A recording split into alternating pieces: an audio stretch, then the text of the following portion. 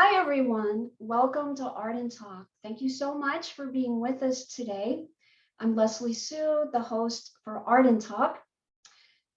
Art and Talk is all about meeting artists and being inspired. We dive into the mind and heart of each of our artist guests to gain deeper insight into their art, into their message, and into their process. So if you're new to Art and Talk, welcome. If you've been watching us for a while, thank you so much for your continued support. So today we're continuing to bring you another talented artist from the Being Heard, Being Seen exhibit, currently on view at the Cultural Council for Palm Beach County in Lake Worth Beach, Florida. So Being Heard, Being Seen honors the LGBTQ plus community through thought-provoking artworks from Palm Beach County artists. I hope you've had a moment to check out some of the artists that we've interviewed and draw some inspiration. And I think you'll find some inspiration in our interview today. So today we have a visual artist, and we'll be diving into his art and into his journey, looking at a selection of some of his artwork, provided some of with his commentary. And let's just go ahead and get started. Again, thank you for being with us. I'd like to welcome Rolando Chang Barrero. Hi, Rolando, welcome. How are you, Leslie Sue? A pleasure is all mine. Oh, thank you so much. Well, we're honored and delighted to have you here. You are a very interesting, talented artist, and you're very vibrant and active in the Palm Beach County area, South Florida area. So we have lots to cover. How would you like to open up the show in regard to your art and all the many different endeavors and projects that you're involved with artistically? I don't know where to begin. I started painting as a kid. I don't know, 6 or 7 years old. I was walked over to a little storefront where this little older man. I really don't remember how old he is, but at 6 and 7, he looked like an older man. So he could have been 20 for all I know. Uh, but he taught me how to paint in oils, and I learned how to manage oils. Um, After that, I always stayed interested in. I didn't speak English very well, so I doodled a lot and made people laugh with doodles in class and stuff like that. So I knew I was good at communicating visually. And so, that led to graphic arts, design, engineering, drafting. And finally, I had a pretty good career doing graphic illustrations for T-shirts, and eventually designing some women's clothing. And I had graduated from high school, and I started meeting a lot of really important people. I had been living in Laurel Canyon in California and working in Beverly Hills.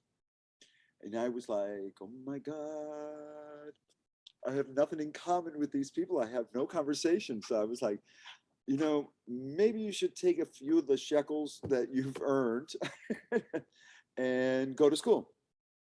And so I knew that I wanted to go to some of the best schools, because by then I had learned that, a solid education is good, but also where you graduate makes a big difference. And you're talking to somebody who wasn't even planning on finishing high school, just happened to finish high school. And so I went to community college because I realized that the schools that I wanted to go to were very expensive. And I was like, if I'm going to get in there, I'm going to have to get scholarships. So what better way to, and this was talked about with a couple of friends and some mentors, and they said, go to community college, take your core subjects, make sure you excel, and do a lot of internships. And the whole idea was to associate myself with mentors that were successful artist that would help me learn the craft before I even got to school. So I did so. I went to Miami-Dade Wilson campus and I met a group of artists there that were phenomenal. And I did. I graduated with honors. I got the full ride. I got accepted in Harvard. I got accepted in RISD, and I got accepted at the Art Institute. And I finally, when I visited all of them, I decided to go to the Art Institute of Chicago. It was just home. I saw all the open studios. I had one of my mentors was an experimental filmmaker, Charles Recker. He passed, and they had a film department there. They had a painting department there. And my biggest worry was, do I have to pick one? And they said, no. You could look at it all these medium as vocabulary to create. And so I did. So I went and I learned how to make paper. I learned how to print paper. I learned how to develop film, develop movies, produce movies. And eventually I graduated with the Ryerson Traveling Fellowship, which is a very prestigious award that allowed me for the first time in my life to travel outside of the United States. And it was then that my eyes opened up to the possibility that other people interpret life differently. Because I have, even though my mother is Asian and my father is Cuban and I'm the firstborn immigrant, we adapted to the American imprints, for lack of better words. We lived in an American environment. And they may have had different versions, which I didn't understand. But as soon as I started traveling, I got a full understanding of the variety of different interpretations. And I think that opened up a lot of how I make art. How I tell people, you do not necessarily look at people as competition. You're not competing with anyone in the art world. You're competing with yourself and your place in art history. The cultural content of your work will designate whether you're going to be recognized as an artist. Because no, if you didn't make money your whole life, just because you die doesn't mean that you're going to make money when you're dead, or your family's going to make money when you're dead. There's a whole bunch of non-culturally relevant work that exists by people that are living and people that are not living. And my big conversation is what you're doing relevant? Do you know your place in the art world, in art history? Do you know who your influences were? Because I also, not only do I produce work, but I'm also a gallerist and I'm an artist rep. And so it's good for me because I feed off of all these conversations, and it does inform my work quite a bit. I love first of all, Rolando, what a rich beginning at 6 years old with a mentor teaching you oil paints. I mean, that is already kind of setting the stage for all these amazing things to develop. And what a rich tapestry and exposure and experience that you've had as an artist in so many different disciplines. And at different times in your life, different mentors are coming along, and really yourself having an astute awareness. And really what I'm getting is listening kind of to your inner compass in terms of moving forward in each step of your artistic career, and very insightful with that. Well, thank you. And the irony of all of it is that at 6 years old, I have over half a century of experience on the earth, which includes not the struggles of this last pandemic, which was a difficult time, and nobody will second guess that. But it was my generation that got affected tremendously by the AIDS pandemic. And that informs a lot of my earlier work, the type of work that I did, and my involvement in a lot of political art and intervention work, work that was, although it needed to be aesthetically pleasing and abide by certain facets of art, the intent was more to make people think about the current situations that we were in. And it was very closely related, at one point you could easily cross into propaganda. And to me, that's where the actual fine arts ends and the propaganda arts begin. When you start telling people how to think instead of asking them or informing them so they can make a choice on their own. And having a marketing background and a graphics background, it was challenging for me to go through that, and still walk a line where this is art, this is not, because I did a lot of art and I did a lot of postering and I did a lot of sign waving, and I had to decide, this is my art and this is my political work, and that was different, even though sometimes it would look similar. I'm highly political in my agendas, so yeah, I got to be very careful how I present the work, because I either indict no one or I indict everyone. This last piece that I did was called School Supplies for the Next Generation. And it asked everybody to fill out a toe tag for their kids the first day of school, and to measure their waist and height for the right size body bag, just in case they had a shootout that year, so that we could sort the kids out better. To disregard gun reform, let's not talk about it.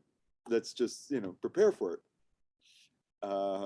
And that was controversial, to say the least. But nobody disliked it. Everybody was moved by it. Everybody was made uncomfortable. Even the people that liked it were in agreement that it was an uncomfortable piece. And you see, that's kind of like one of the toe tags. It says school supplies, and there were bigger ones. That image there is the whole installation. That was huge. And I think something dropped over here. Oh, yeah, this is the promo for my most recent work. So, but the work at the Cultural Council talks about the peeling of the onions of the game face. You go on TV, you got to do your hair. Well, I don't anymore, but but you got to groom yourself. You got to play a role. Mhm. And the artist also plays a lot of roles.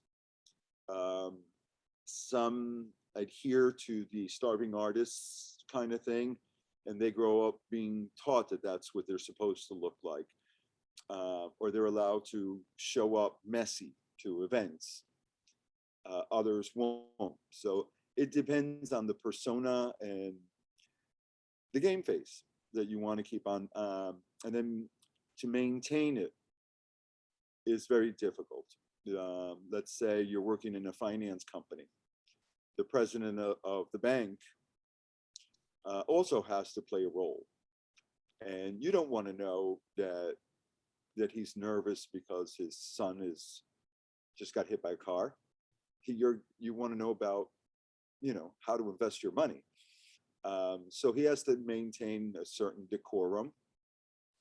And the 50 faces that are at the Cultural Council is about peeling those faces off and the incongruency that comes after a while, because you do not know how to express sadness. You don't know how to express joy. It's the same face, because you've been so trained not to show emotions that, and in the gay community, we play personas very early in life. We play normal, we play abnormal, we play the sick kid, we play the wonderful, because we're young and they call us these things. They say, you're not normal, you're normal, you belong, you don't belong, you're this, you're that. And if you're comfortable, then you keep that face. But none of these things that are being thrown at you are comfortable. So you say, me is not all right. I am not right. They're telling me that there's something wrong with me. So you start pretending you're somebody else, on that quest for acceptance from your peers at a very early age. And right now we have the Don't Say Gay bill, which is asking kids to once again pretend that they're not gay, pretend that they're not trans. Don't talk about it. Don't ask any teacher. Don't ask for any information. Don't let people know you're sad. Don't let them know you're suicidal.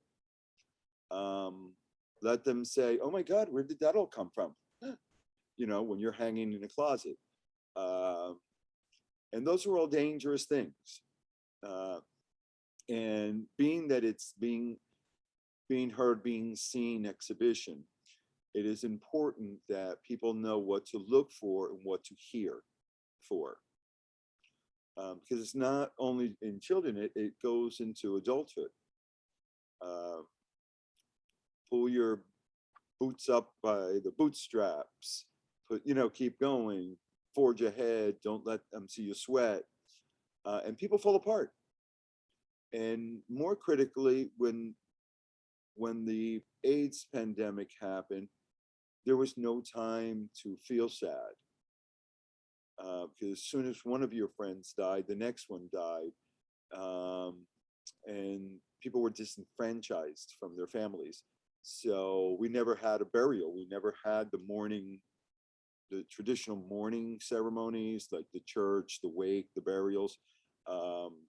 You didn't get to go into the hospital because you weren't family, and they didn't give you the ashes because you weren't family. And they just disappeared in the hospital. And I had to experience something similar to that, which was just about the time that I was working on these pieces, when my mom got COVID. And my mom had been in quarantine forever. And she ended up getting COVID and dying, isolated in a glass box in a hospital. And we didn't get to see her again because it was closed casket. Because back then they didn't know how the infection spread or anything like that. It was one of the earlier people that ended up passing. And it brings all of that back. And it's like, so how am I supposed to process this? What am I supposed to look like? Am I responding like a normal human being? Am I responding? How am I responding? I didn't know. And I went back to my notes, because my notes were an exploration of my own feelings for years. And I started painting them, and it was around that time that Jessica had come in and told me that she wanted me to participate in the show. And I told her, I go like this, look what I'm working on. She's like, oh my God, they're perfect. And it's serious. They're playful, they're color, they're lively colors, but they're very serious pieces. And everything I do pretty much has a really serious construct behind it. Mhm. Even all the birds and everything. The I didn't tell the story of the bird until about 4 years ago. Mhm. Bird is akin to calling somebody a fairy in Spanish, pájaro, because they're not birds in English, they're pájaros in Spanish, Mhm. which is kind of like calling somebody a fairy. And the whole thing was there no va a haber pájaros en mi casa. There's not going to be any fairies in my house. So a lot of us were disposed of really early in life, and they started off as epitaphs. Um, there were little wood cutouts, Mhm. and on the back was the epitaph to honor the person's life because they disappeared and they turned into ashes and were incinerated, and they didn't even have tombstones. So, and everybody was like, oh my God, those are so cute. And it's so sad. The story behind it is so horrible. And I'm like, you know, it was my way of paying homage to my friends. Um, and I have an obsession, I guess, with celebrating life to its fullest because I know how fragile it is. And I've lived within that construct of the fragility of life through the AIDS pandemic. And then when I thought it had all evened out, at 32, I was classified and told that I was going to die. I had terminal brain cancer. And it took me a good 10 years to survive it and to grab some mobility back. And the work changed once again, you know. And it's only been in the last 12 years that I've been back and producing work. Rolando, I so appreciate everything that you've been sharing. And it's certainly a lot that you have experienced and that you've gone through. And it sounds like through your art, you're able to, in a sense, um, come to terms, explore, identify what you're experiencing, different roles. It sounds like your antenna is up quite a lot in terms of like what your role. And you also mentioned earlier, Rolando, about, that one needs to know as an artist their place.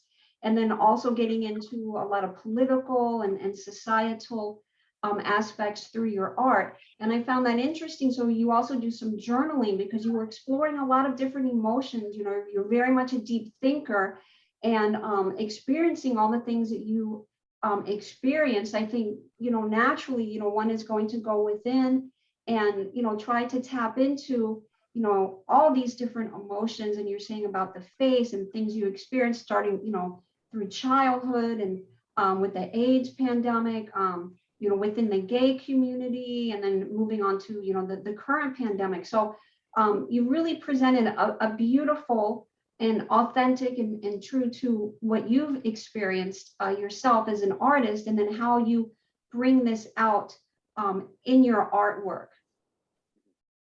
That just scratches the surface. There was addiction going on there. There was alcoholism riddled in there. There's no person is one thing. Mhm.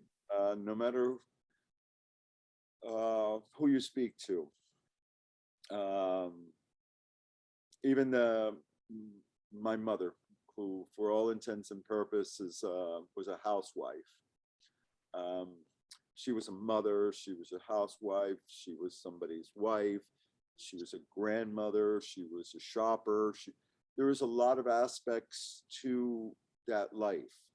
And when you classify somebody a painter or a filmmaker, we tend to forget that they're actual human beings that live on this earth, that experience everything. They have favorite ice creams. They drink coffee. that they're vibrant parts of the community. They also have children. They make decisions about the kids' education. They're home planners. They're meal planners, and that's the backside of when people do interviews with artists, that they want to know the gloss. How'd you get there? How'd you make it? And it's balancing life. You have to make decisions every day. What's your best job? What's your best career choice?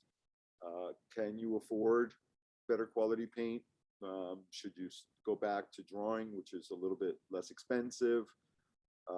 So do you go back to making your own paper, which is even less expensive? So it wasn't until I started traveling that I saw the conditions in which other artists live. Some conditions are way much better than we would assume. And they're reinforced and nurtured in ways that we can't even conceive. And then other places, the struggle is real. They're actually, sharing resources, painting on whatever they can, finding, flour sacks, using flour sacks as canvas. So, it's different experience. And there's the human element. It's always that human element that's behind that mask. It's behind the concept of artist, that mask that we think of, we recognize, which we call artist. And the dimensions and the vibrancy, the joy, the sadness that I've recognized, not only myself, but in other people, the manic depressive person. It's not manic depressive because he's an artist. It's manic depressive because it's manic depressive. In the same way, the chemist could be a manic depressive, or someone who walks on a pink cloud all the time, is always happy. And there's nothing wrong with these people. They're just human beings. They just are responding to life differently, just like I do, just like everybody else does. And now with the kids, going back to the kids in the Don't Say Gay in the state of Florida, you're forcing them to pretend that they're different. Gay had become pretty much a household word already. And now to stigmatize young kids with that, I think it's uncalled for. I think I don't know if we're ever going to get to that point of total acceptance of each other, but we sure as heck can get to the point where it's normal. It doesn't make a difference. You're identify as a female, I identify as a male, but we don't have to constantly be saying, "Oh, hi, Leslie Sue, you're a female," and ask or pigeonhole you in certain aspects, or assume that I know something about you when I have no idea anything about most people. I meet most people casually, and we have conversations that we choose to share with each other. And that fascinates me, because why is it that we choose certain conversations? And that has a lot to do with my work. Mm-hmm. I'm a big fan of Oscar Wilde. Mm-hmm. Yeah. A work reflects the viewer more than anything else. Right. It interests me just to put it out there and watch how people look at the interpretations that they have. Yeah. You take into account so many different aspects. I mean, you really do this like 360 on yourself and on life. And it's very beautiful to to hear you speak about that, and it combines everything. But you also are saying also looking at the human aspect, transcending the differences and really looking at that aspect. Rolando, I'd like to pull up some images so that the viewers can see the art piece you were speaking about at the Cultural Council and some other ones. Oh my God. So give me just a Jacek moment. took that picture. My friend Jacek took that picture. I love that picture. All right. So you see, they're all kind of colorful, and they all pretty much have blank subtleties. They're all very similar, but they're remember the feelings chart? Have you ever been to a doctor's office or a psychiatrist's office? I work in art therapy, so we have these charts that ask the people to identify their feelings, Mm-hmm. and they're pretty generic little. And I guess that had some influence on how these came about.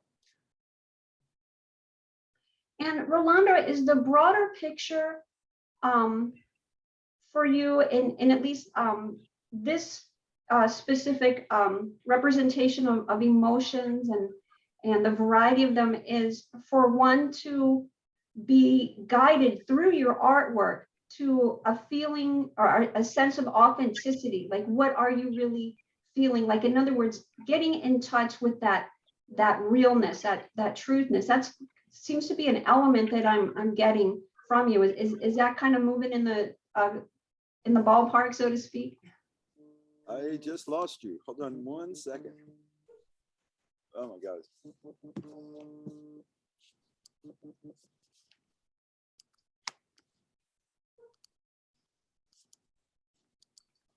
Did you get me back?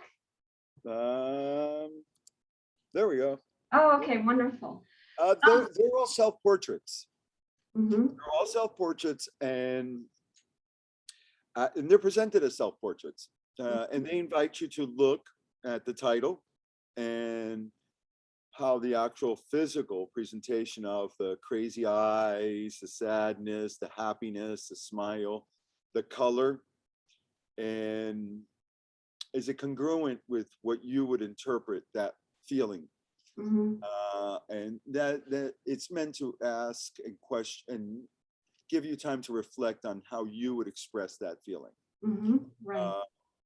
And create a relationship with yourself. You would coming into to terms with you in fact are wearing a mask more often than you should.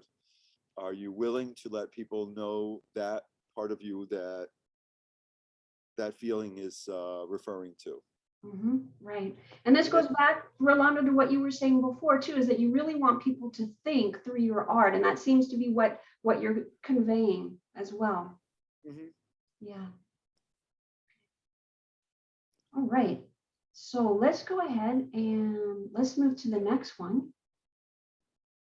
Okay. And there we go. That is the big installation. And I believe I sent you a YouTube video that was one of the dads showed up that lost his son Joaquin at the Marjorie Stoneman Douglas shooting. And I asked him how he felt about the work. And because I don't do these pieces to take over the conversation, but to bring up conversations. Mm-hmm.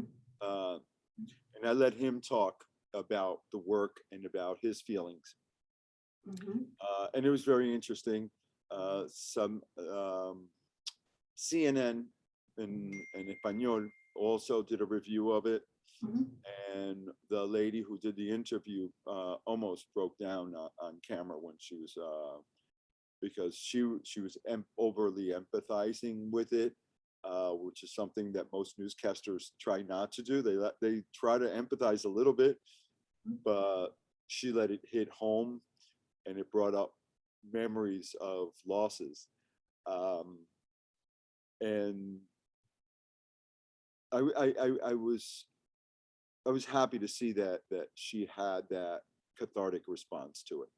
Mhm, mhm. So in a sense, you're an initiator and a facilitator for thinking, for feeling. I hope so. Yeah. All right. Let's go on to the next one, Rolando. These were produced, these were the Pride panels, and always trying to make sure that people remember gay history Mhm, in the funnest way. So that's Melissa St. John, the reigning queen of the Palm Beaches, raising millions of dollars through performances and everything. And it's a series of colors. This is Ruth Berman, who her and Connie sued the Board of Education in New York for spousal benefits. And it was legal president that paved the way for a lot of other gay rights, gay and lesbian rights.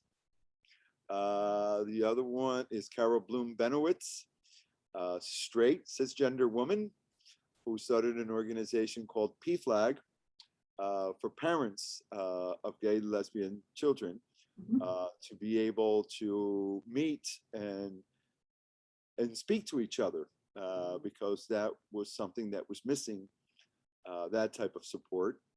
And then the other was Andy Amoroso, which was one of the first elected gay mayors or elected officials in Palm Beach County.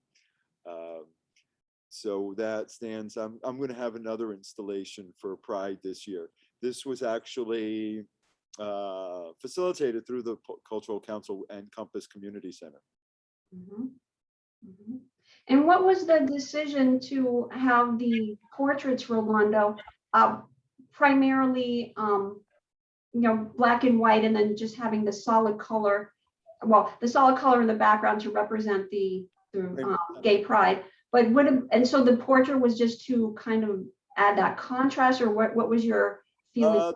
The portraits were to raise awareness that we do have a history and we do have people that have contributed Mhm, quite a bit. And they were in black and white in the sense of like news is black and white.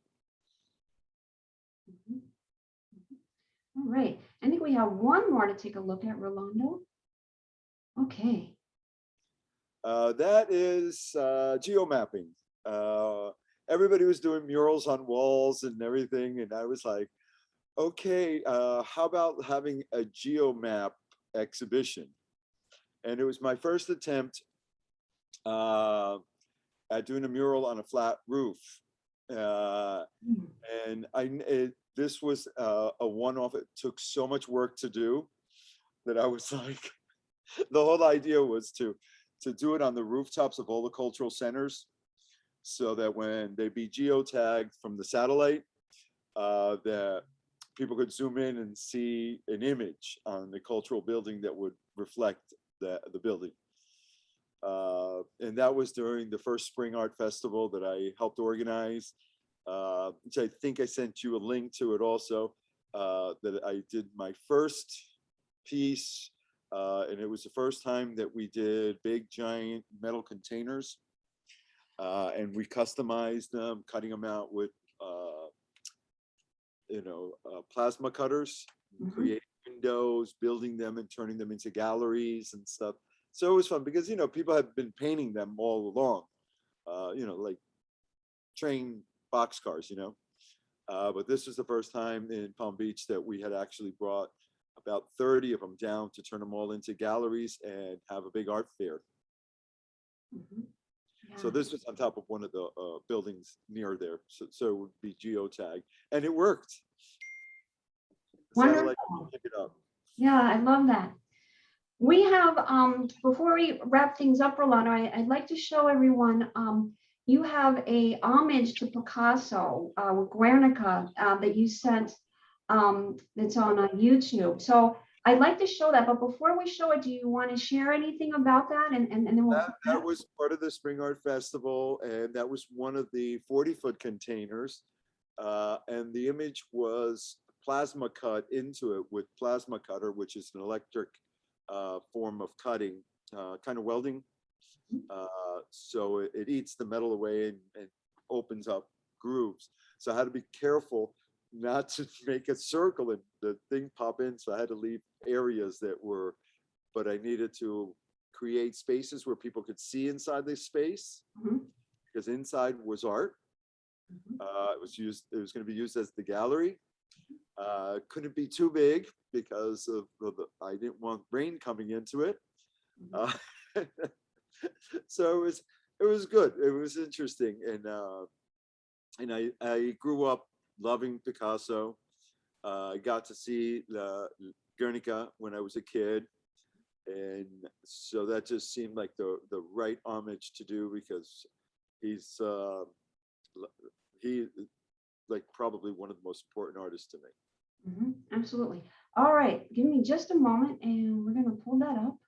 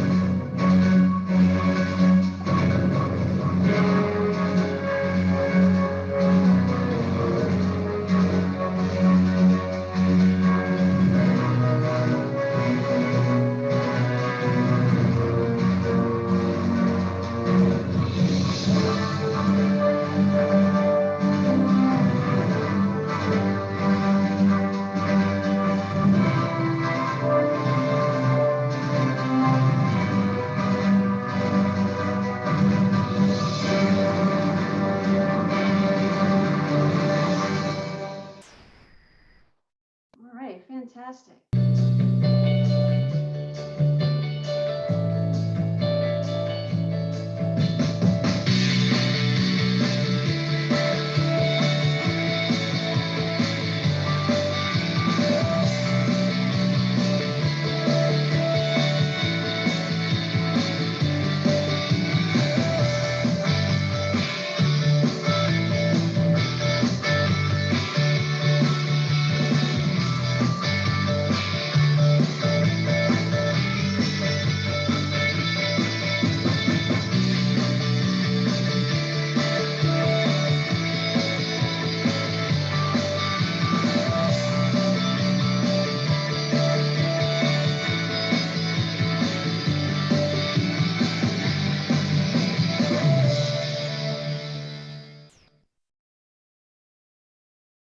Fantastic. Those are all fun pieces, like the flag murals. It's the American flag. It's being patriotic. It's bringing people together to work together on a project.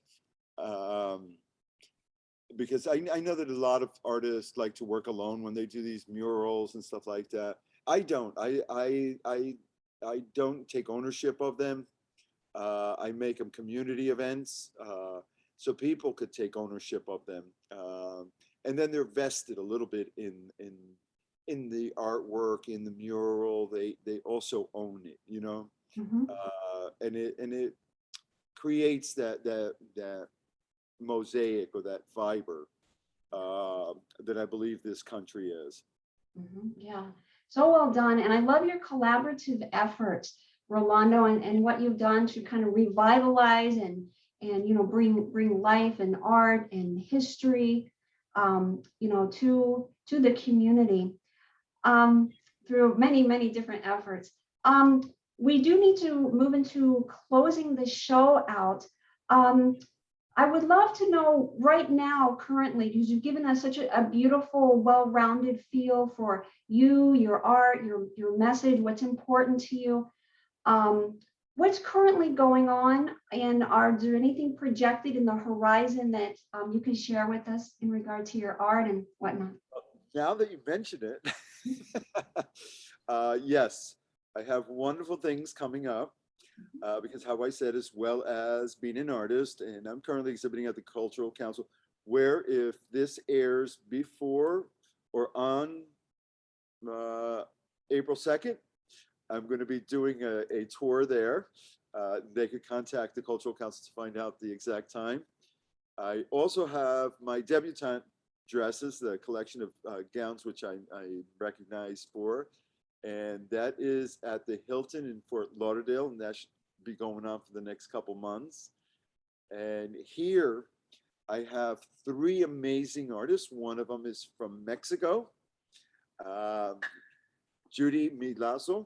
One of them is from Fort Lauderdale, it's Conrad Kane. And the next, and the girl that's here, I have known her for over 12 years. And she's going to be my focus of the exhibition, which I'm very happy to say. And her name is Gina White. And she's currently has a studio at a new arts enclave called The Peach, which is also with a friend of mine, Craig McGinnis, that I've known forever since I was first arrived here. And they were all part of the group from the Boynton Beach Art District when we first started it. And everybody's grown up and gone their separate ways. And it's just a joy watching everybody develop. And the spaces that are left behind, new people get in there. And it serves as an incubator space. But Gina White is one of the most phenomenal people that I know. She was going to be showing here. And that opens up April 23rd. So give it, we'll start from April and work our way down. And I can't thank you enough for allowing me the honor to be on your show. And come on by the Box Gallery and visit us. Yeah. My studio is in the back. This is the back of the house that you're seeing back here. It's www.theboxgallery.info, because what I provide is info. Right, absolutely. Much success. Oh, thank you. Thank you. And much success with all your exciting endeavors, the ones that are coming up. They just sound so phenomenal. And yeah, I'd love to come out there and see this now that I've gotten to get a lot more insight into you and to your art and all the different areas that are important to you, and how you also support other artists and collaborate with them and bring this whole vibrant energy through your projects in art and also through your art. As we are wrapping up this show, is there any closing comment, Rolando, that you'd like to share with us? And let us know how we can stay connected with you. You did give us the your website, and if there's anything else that you'd like to share with us. I'm sure that the YouTube channel will have my personal website, which is www.activistartista.com. And that's, you could find out a little bit more about me. Words of advice to the world: do not buy into the isolated, suffering, poor artists. Get out there, visit shows, network, talk about things, be yourself, talk about your feelings, talk about your favorite ice cream. And if you paint oranges, paint the damn best orange. I love that. That best closing comments. Thank you, Rolando. What great advice. And thank you, of course, for your contributions in the community as a vibrant cultural leader and as an artist. And what a joy to connect with you, Rolando. And again, much success. Thank you. God bless you. Thank you. All right. Thank you, everyone, for watching Art and Talk. We always appreciate the time you take to watch our artist videos. Do keep in mind that you have through April 9th to see the Being Heard, Being Seen exhibit at the Cultural Council for Palm Beach County. So if you're stopping through or you're local to the South Florida area, you definitely want to check that out and see the amazing artists that are on exhibit. And we will also be bringing you some more artists from the Being Heard, Being Seen. So stay connected with us and stay connected on our YouTube channel and also on Facebook. And again, thank you for your support, and we'll talk soon on the next Art and Talk. Until then, be well and be blessed.